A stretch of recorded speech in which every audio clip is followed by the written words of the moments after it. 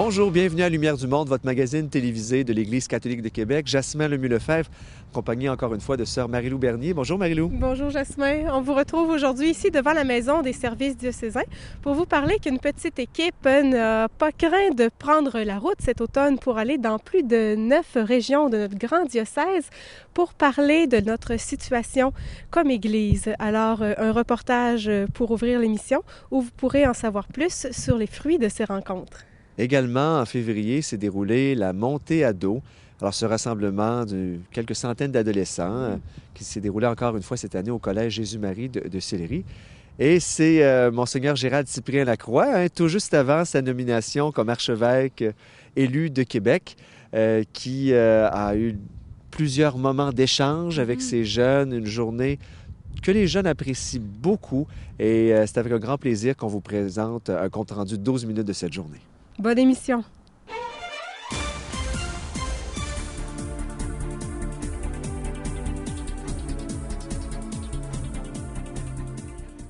Et ce soir, on va s'informer, on va prendre acte où nous en sommes à cette étape-ci de notre histoire dans notre diocèse et vers où nous sommes invités à avancer ensemble.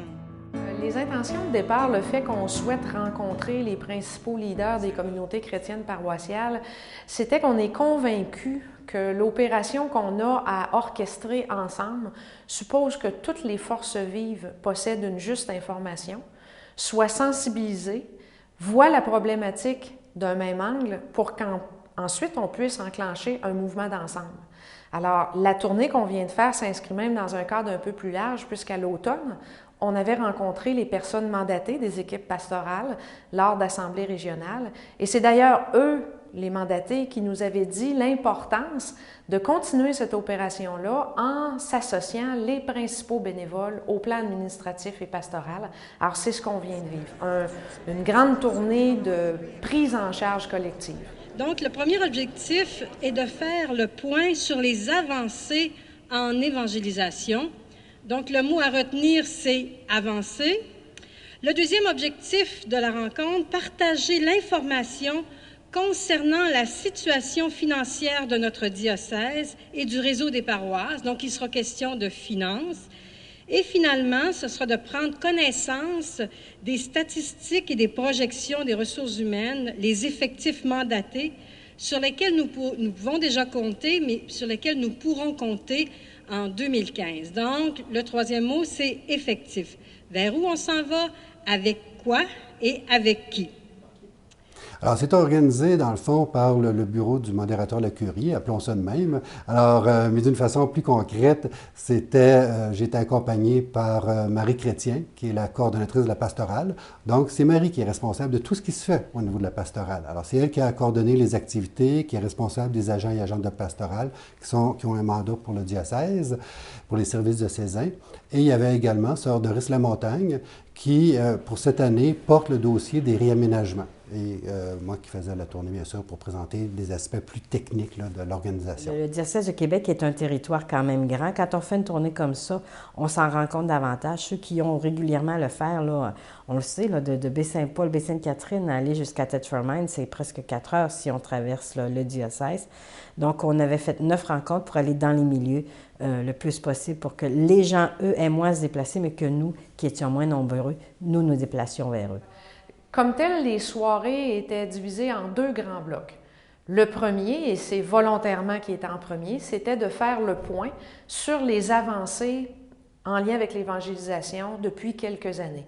Alors, ce premier bloc-là permettait de se dire, de donner un peu une photo à l'échelle diocésaine des percées, des nouveautés, des tournants qu'on avait pris pour l'évangélisation, notamment en matière de catéchèse, de prise en charge, de communication avec les gens qui ne sont pas dans nos réseaux habituels et ainsi de suite.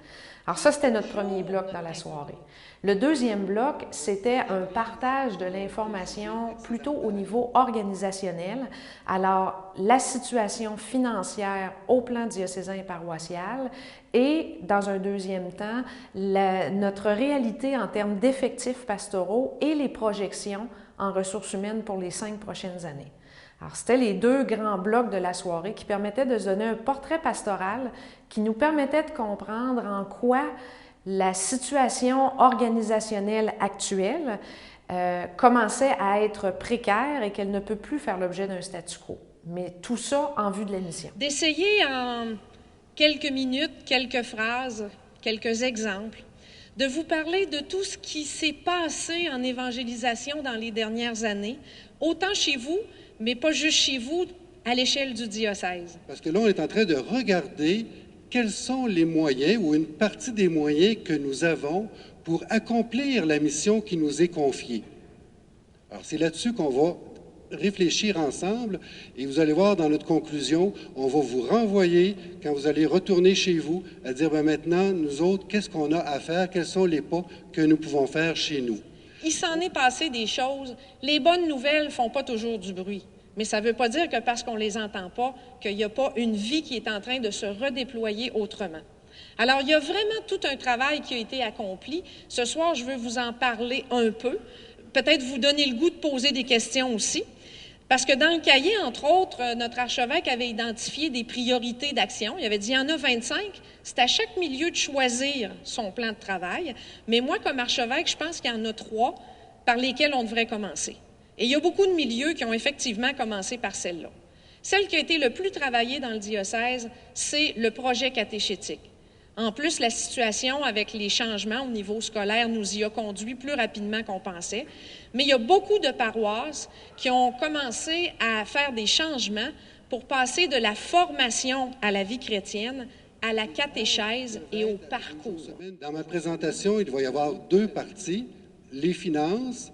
Les finances, on va regarder les paroisses, mais aussi les finances du diocèse et, dans un deuxième temps, les effectifs. C'est depuis 2005, de façon récurrente, que les dépenses sont plus élevées que les revenus. Alors, c'est une situation nouvelle.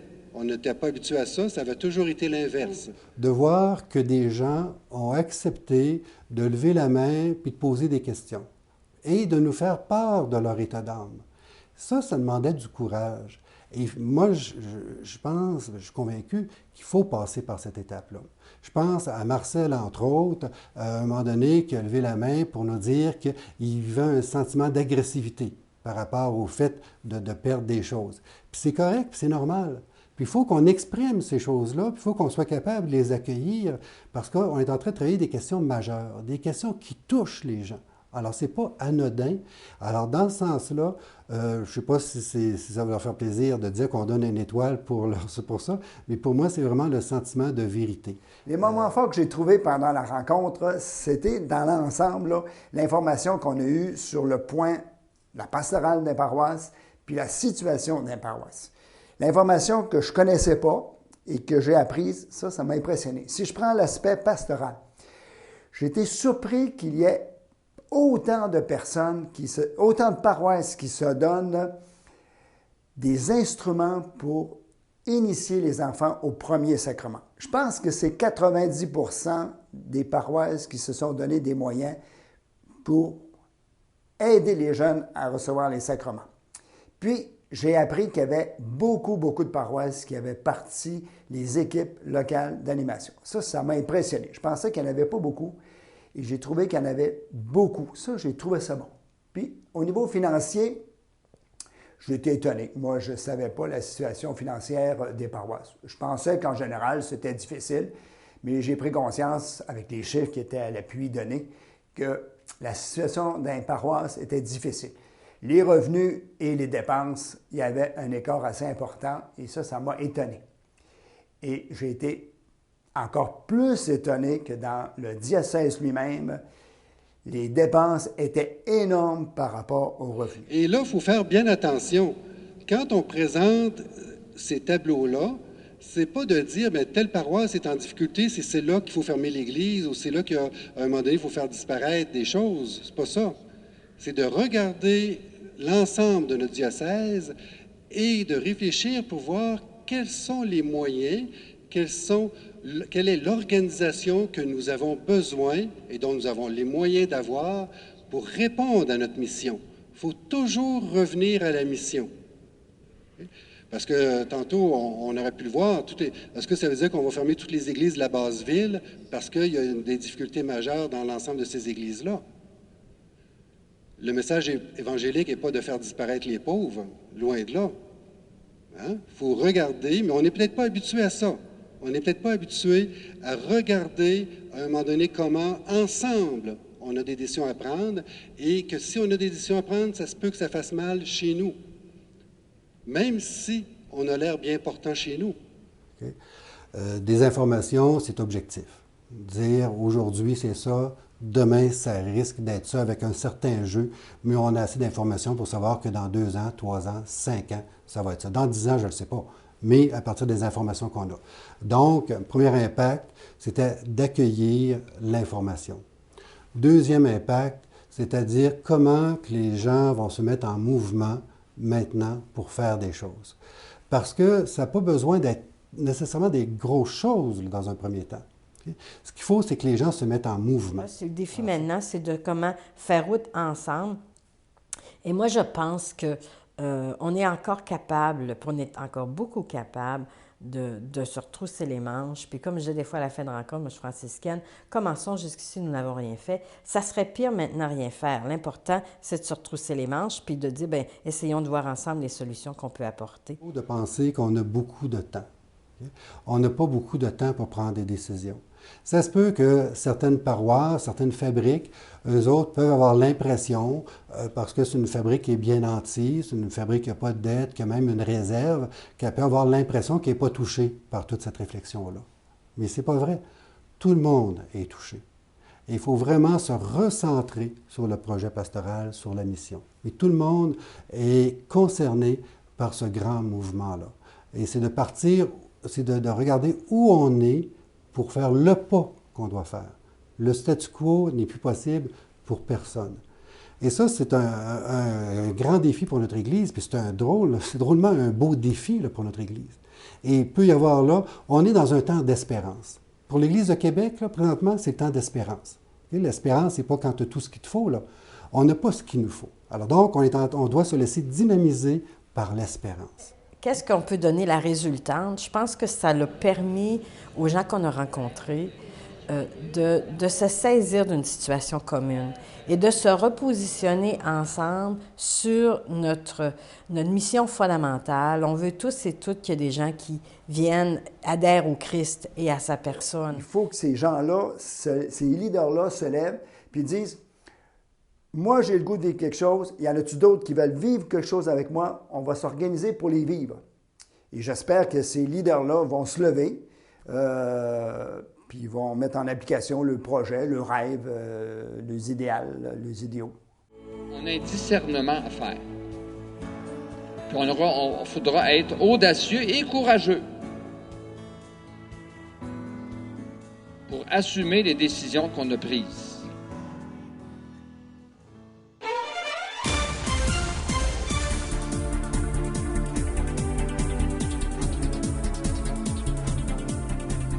Aujourd'hui, c'est le 12 février, c'est la montée à dos. Une centaine de jeunes se rassemblent ici au Collège Jésus-Marie pour vivre ce grand rassemblement diocésain. Des jeunes d'un peu partout du diocèse de Québec se rassemblent pour venir partager leur voix et échanger avec les autres jeunes. Certains viennent en préparation à un sacrement, d'autres pour la catéchèse, puis d'autres viennent simplement pour le plaisir d'être rassemblés en Église. Ben une chose est sûre, c'est qu'ils viennent aujourd'hui plonger avec nous.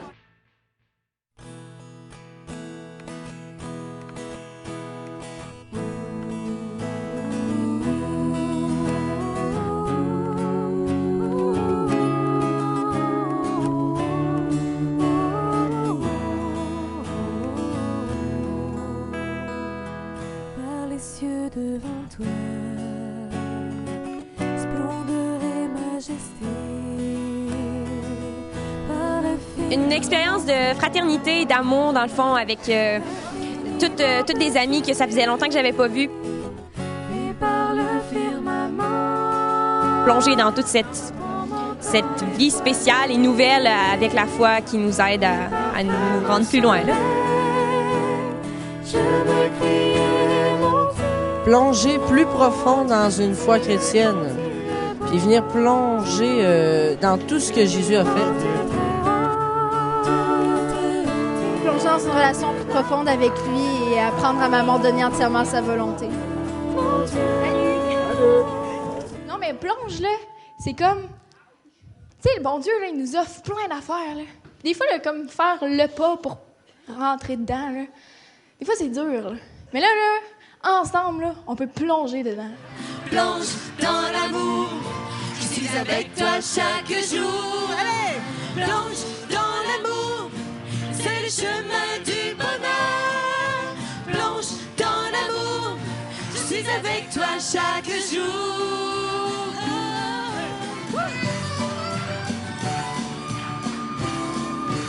L'amour est Dieu, il te donne la main. Internet, c'est écrit MGR. Puis tu penses que ça veut dire quoi, MGR? Ben là, je savais pas trop. J'ai été dans les épiceries. Je me suis dit, on va-tu avoir une collation MGR? Quelque chose dans ce sens-là. Mais MGR, là, ouais. C'est un squeeze, là, Ben de oui, Monseigneur. Monseigneur. C'est comme une personne importante. Je viens-tu te parler de Monseigneur en parlant de margarine généreuse et... On le dira pas, OK? Je te dirai pas non plus qu'il est assis dans ça. Oh! Je pensais qu'il était dans les coulisses. Au moins, il aurait peut-être eu un casse. Il veut nous dire un petit mot, je pense. Oh.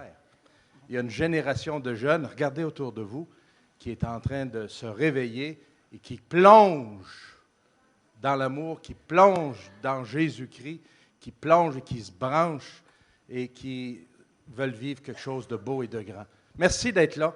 Je te souhaite une très, très belle journée. Goutte-là, elle a été préparée par une équipe qui a mis du cœur.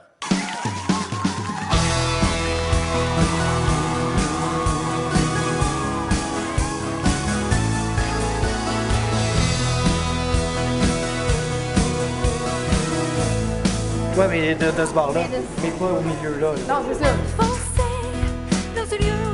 Vous allez prendre chacune une feuille, OK? C'est pensé, hein?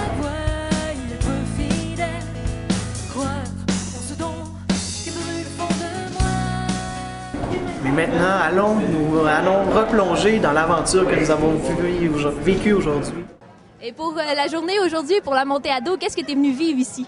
Ben, je suis venu une expérience premièrement là, parce que c'est la première fois que je viens. Puis je viens avec la paroisse Saint-Louis-de-France. Une expérience d'église. Ouais, moi aussi, je pense que c'est ça. C'est une toute nouvelle expérience. Je suis venu faire une rencontre avec le Christ, puis de la fraternité, surtout avec toutes les personnes de l'église, là, qu'on est tous rassemblés ensemble, qui c'est un moment fort, qui est le fun entre les jeunes. Là. Puis savoir genre des témoignages que les gens nous donnent pour qu'on puisse avancer mieux dans notre vie. Là. T'es sûr que c'est vraiment plongé dans qu'est-ce que tu es? Genre, ton style à toi? Ben, j'aime bien les chevaux. Ah. Fait que, tu sais, je me suis dit, si j'aime les chevaux, ben, c'est les cowboys. Je suis cowboy. Mais y a-tu quelqu'un, tu penses, qui va pouvoir m'aider à essayer de trouver soit ma vocation ou trouver qu'est-ce que je vais faire avec mon linge, là? Ben, justement, on a un ami qui va venir nous voir. Il s'appelle Patrick Simard. C'est un séminariste. Avec les... C'est lui, là? Oui, c'est lui. Ah, c'est lui? J'ai eu peur de témoigner de ma foi. J'ai eu peur de m'afficher comme chrétien. J'ai refoulé mes valeurs. J'étais jeune et mon désir... Cette joie-là, moi, j'allais la chercher. Je me levais un 6-pack, moi, pour avoir cette joie-là. Puis eux autres, ils l'avaient naturel comme ça. Là, j'ai ouvert mon cœur. J'ai fait cette rencontre personnelle avec le Christ. Tout mon avoir que j'ai pris conscience que c'est devenu ma raison de vivre. Si cet amour-là va me soutenir toute ma vie, OK, je plonge. Plonger dans l'eau de vie pour plonger dans l'eau vive de Dieu. La source de ma vie. La sainteté, c'est tellement simple. C'est pas de devenir meilleur qu'un autre. La sainteté, c'est laisser Dieu être Dieu en nous. Si tu laisses Dieu entrer dans ta vie, c'est clair, c'est sûr, et je t'en fais une promesse que tu vas être la fille ou le gars le plus heureux du monde. L'enfant prodigue qui te dit me revoici. Si tu laisses Dieu rayonner en toi, ça peut être révélateur pour l'autre personne. Parce que l'amour est plus fort que la mort. On croit ça. Que l'amour peut tout changer. Alors si on laisse Dieu qui est amour nous habiter, puis qu'on aime à travers l'amour même qu'il nous donne, on peut changer le monde. Me revoici.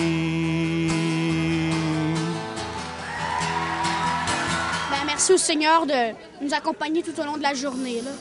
Moi, je dirais merci à Dieu pour m'avoir donné une famille qui a du bon sens. Merci pour m'avoir donné la vie, de m'avoir créé comme je suis, puis de m'avoir donné des beaux parents qui m'aiment comme je suis. Ben, bien, je pourrais dire merci à cause que la vie, c'est lui qui nous l'a donné. Je dis merci pour la journée, pour voir qu'on n'est pas tout seul de jeunes qui croient. Puis dans le fond, ben, c'est un rassemblement qui est le fun. Là, on a du fun avec nos amis. Merci pour ça. Ben, merci des personnes chrétiennes qui m'aident à surmonter ma foi. Là. De ne pas avoir peur des autres qui me jugent. Ben, merci au Seigneur de m'avoir conduit au petit séminaire, sinon j'aurais jamais gagné tout ce que j'ai vécu. Moi, je dirais merci au Seigneur parce que j'ai une bonne famille, j'ai une vie facile, puis surtout que j'ai beaucoup de bonheur et d'amour. Puis c'est ça. Pour remercier Dieu de tout ce qu'il nous offre, puis aider ceux qui sont dans le besoin. Aux personnes qui ont préparé, qui ont pris le temps de tout organiser, les activités, puis le reste. Merci juste pour être vivante, c'est tout, là. Vraiment, ouais. Vous a le plus marqué jusqu'à maintenant dans la journée? L'atmosphère, là. Moi, c'est les activités, c'était pas pire, c'était le fun.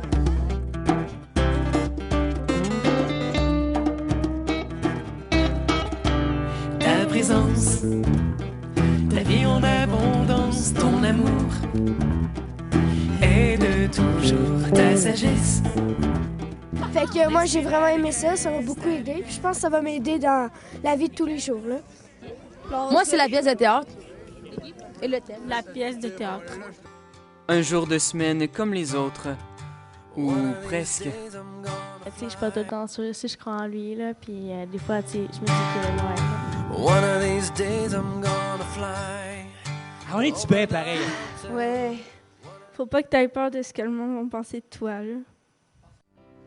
C'est quand il dit « À vous, jeunes du monde entier, je dis, ne gaspillez pas votre jeunesse. J'ai soif d'un bonheur profond, vrai, qui dure. Que même si les personnes te trouvent poche de croire en Dieu, ben tu crois pareil. Garde la pub! Avec ce style-là, tu passeras pas inaperçu, hein? Elle a réussi à voir qu'elle pouvait être soi-même sans se faire influencer, là. Comme une perle en moi de laquelle il faut que je prenne soin. Et j'ai choisi de vivre la chasteté. Amélie! Parce que des fois, je veux faire des changements que je sais pas si mes amis vont être d'accord avec ce que je veux faire. Elle a dit qu'elle plonger dans son cœur. Bon combat. Prenons des décisions pour changer nos vies et soyons fiers de nos choix. Excellent. Je vais arrêter de choisir la facilité. Et moi, je ne m'habillerai plus pour séduire. Je vais arrêter de perdre mon temps sur Internet. Haya! Haya! On vous a dit, c'est correct, si tu haïs pas au moins, si tu fais pas de mal. Mais moi, je vous dis, non, c'est pas suffisant, ça. T'es appelé à aimer. T'es appelé à faire le bien. Ah, je fais pas de mal à personne. Non, mais moi, je te dis que t'es capable d'aller plus loin et faire du bien à quelqu'un. Jésus t'invitera toujours. Aujourd'hui, alors que tu as 12, 13, 14, 15, 18 ans, et quand tu en auras 90, il sera encore là pour t'inviter un pas de plus, à aller plus loin, à avancer. Voyez-vous, bonhomme, la belle jeunesse qu'on a dans notre Église? C'est une relève incroyable pour mon Incroyable! Bravo! Une jeunesse qui a le goût, comme vous, de rendre les gens heureux et de semer du bonheur autour d'eux.